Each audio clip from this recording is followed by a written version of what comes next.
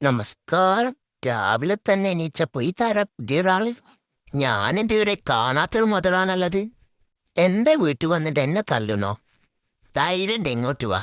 Sorry മാൻ, ഞാൻ ഇവിടെ എത്തിട്ടോ. ഞാൻ പണ്ട് ഇവിടെ ഉള്ളതാ. കുറെ തിന്നും കുടിച്ചൊക്കെ ജീവിച്ചതാ. അവളുടെ ശേഷം എന്നെ പുറത്താക്കി. അടുത്ത നീയാണേ. നിന്നെ ഞാൻ എനിക്ക് തന്ന പാലാ നീ നക്കി കുടിച്ചത്. നീ ഫ്രഷ് മീൻ കഴിച്ചണോ? ഉണക്കി മീൻ. അതെന്തൊരു ടേസ്റ്റ് അറിയോ? എന്നെ സോപ്പിടണ്ട. ഞാനിവിടെ നിൽക്കും.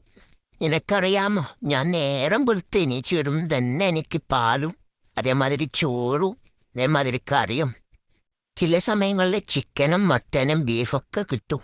ഞാൻ വെറും നാടൻ പൂച്ച അല്ല. എൻ്റെ ഈ തൊപ്പവാൽ കാണും തന്നെ എന്തൊരു വിചാരം ഞാൻ പുറത്ത് ഇറക്കുമതിക്കുന്നു. പക്ഷെ എൻ്റെ കളർ എന്നെ ചതിച്ചു. എൻ്റെ സൗന്ദര്യത്തിൽ ഇവര് വാങ്ങി. പിന്നെ അറിയാമോ, ഞാനാണ് ഇപ്പോഴത്തെ ഹീറോ. എന്നെ വെച്ചാണ് ഇവരിപ്പോ വീഡിയോ എടുക്കുന്നത്. എന്തായാലും ഞാൻ വൈറലാവും.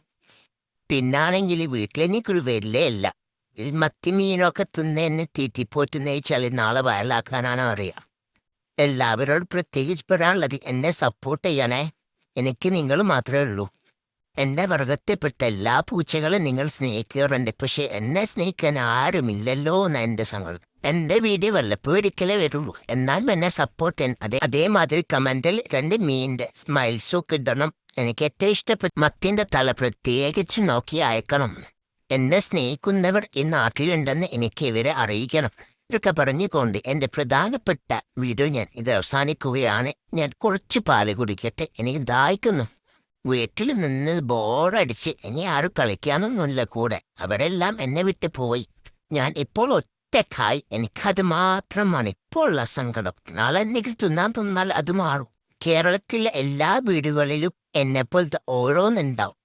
ഉറങ്ങാനും തിന്നാനും ജീവിക്കുന്ന വലിയ വ്യക്തിയാണ് ഞാൻ. അപ്പൊ എല്ലാരും നമ്മളെ വീഡിയോ കാണണേ.